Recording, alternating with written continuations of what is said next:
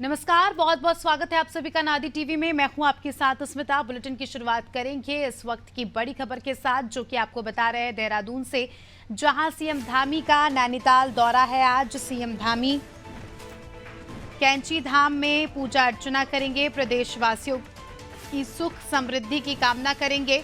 हल्द्वानी में आयोजित road show में शामिल होंगे। बीजेपी प्रत्याशी के समर्थन में रोड शो करेंगे। 19 अप्रैल को उत्तराखंड की सभी 5 सीटों पर मतदान होना है। उसके पहले प्रचार प्रसार का जो आखिरी दौर है वो आज है। आज 6 बजे के बाद किसी भी तरह का प्रचार प्रसार नहीं कर पाएंगे तमाम दल। तो उसके पहले जो है लगातार काफ़ी ज़्यादा उत्साह यहाँ पर तमाम राजनीतिक दलों में देखा जा रहा है। आज जो है अलग अलग रोड शो है, कार्यक्रम है। मुख्यमंत्री के भी आज कई सारे कार्यक्रम है। सुबह 7 बजे से ही मुख्यमंत्री के कार्यक्रमों की शुरुआत जो है हो गई है और शाम 5 बजे तक इसी तरह से एक ही फहरिस्त में ये कार्यक्रम होने जा रहे हैं।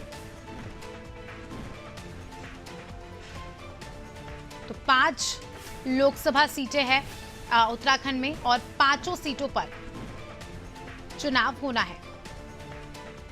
ज्यादा जानकारी ले लेंगे इस खबर पर। हमारे सहयोगी सोनू सिंह हमारे साथ जुड़ चुके हैं। सोनू, 19 तारीख को उत्तराखंड की 5 लोकसभा सीटों का मतदान होना है। उसके पहले किस तरह का माहौल देखा जा रहा है और आज मुख्यमंत्री के क्या कुछ कार्यक्रम है? देखिए, बीजेपी और कांग्रेस दोनों ही पार्टियों में जो है कांटे की टक्कर देखी जा रही है और दोनों ही पार्टियों में जो कड़ा मुकाबला देखा जा रहा है। दोनों ही पार्टी के जो प्रत्याशी हैं, इनके जो समर्थन में चुनाव प्रचार करने के लिए राज्य स्तर के, राष्ट्रीय स्तर के जो स्टार प्रचारक पहुंच रहे हैं, वो पूरी कोशिश कर रहे हैं कि जो माहौल है वो उनके प्रत्याशी के पक्ष में बने। हम बीजेपी की भी बात कर रहे हैं और हम कांग्रेस की भी बात कर रहे हैं।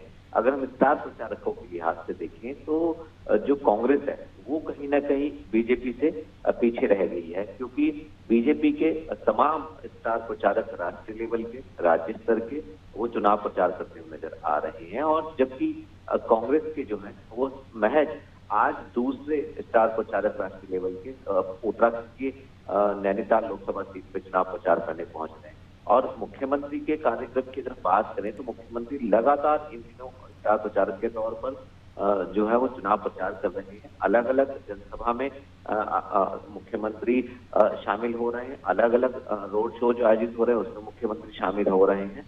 और जो 5 लोकसभा सीटों के जो क्षेत्र हैं, जो विधानसभा के स्तर से मुख्यमंत्री जो है वो चुनावी प्रचार करने की कवायद में जुटे हुए हैं। मुख्यमंत्री एक दिन में 3-3 विधानसभा क्षेत्रों में कार्यक्रमों में शामिल हो रहे हैं। तो आप समझ सकते हैं कि किस तरह से जो बीजेपी के स्वयं उत्तराखंड के मुख्यमंत्री जब चुनाव प्रचार कर रहे हैं और जो राष्ट्रीय स्तर के जो स्टार प्रचारक है वो यहाँ पहुंचे हैं, चाहे प्रधानमंत्री, चाहे बीजेपी के राष्ट्रीय अध्यक्ष, चाहे केंद्रीय मंत्री हैं, तो आप समझ सकते हैं कि जो चुनावी माहौल है वो किस दिशा में आगे बढ़ रहा है। और जो कि अब चुनाव का जो प्रचार है वो आज शाम को थम जाएगा। तो ऐसे में सभी कोशिश कर रहे हैं कि जीत हो तो सिर्फ और सिर्फ उसके प्रत्याशी।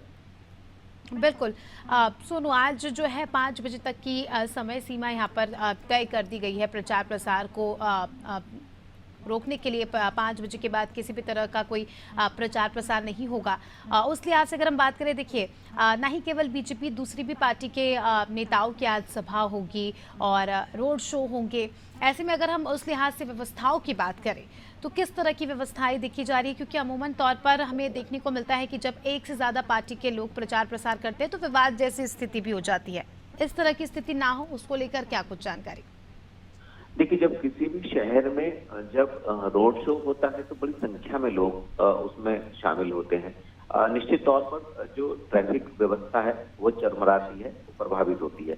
और इसके साथ साथ जब मुख्यमंत्री या केंद्रीय मंत्री या जो बड़े नेता, जब चाहे वो बीजेपी को या कांग्रेस के, जब चुनाव प्रचार करने के लिए पहुंचते हैं तो सुरक्षा के भी व्यापक प्रबंध किए जाते हैं। और ऐसे में जो जिला स्तर के जो प्रशासनिक अधिकारी हैं वो, और इसके अलावा जो पार्टी के स्तर पे जो व्यवस्थाएं होती हैं वो, और साथ ही साथ चूंकि खुफिया तंत्र भी अलर्ट रहता है, तो अलग अलग स्तर पर जो इंतजाम है वो किए जाते हैं ताकि अव्यवस्था ना हो और किसी भी तरह की कोई भी टकराव जैसी स्थिति ना हो। क्योंकि अगर एक ही लोकसभा क्षेत्र के एक ही विधानसभा क्षेत्र में अगर पक्ष विपक्ष हम कह रहे हैं बीजेपी और कांग्रेस के लिहाज से अगर दोनों पार्टियों के नेताओं की जनसभा होती है या रोड शो होते हैं तो जाहिर सी बात है कि शहर में ट्रैफिक व्यवस्था जो है वो थोड़ा सा प्रभावित होगी। इसके साथ साथ जो समर्थक हैं उनकी वास्तविक तस्वीर भी सामने आएगी कि आखिर कितने समर्थक किस पार्टी के पक्ष में खड़े हुए नजर आ रहे हैं, क्योंकि चुनाव के प्रचार के दौरान एक प्रदर्शन भी करने की कोशिश की जाती है राजनीतिक दलों के स्तर से। वो ये जताने की कोशिश करते हैं कि उनके जो प्रत्याशी हैं चुनाव में जो उतरे हुए हैं उनके समर्थन में बड़ी संख्या में लोग समर्थन करते हुए नजर आ रहे हैं। तो ये कहीं ना कहीं ये जताने की कोशिश भी होती है।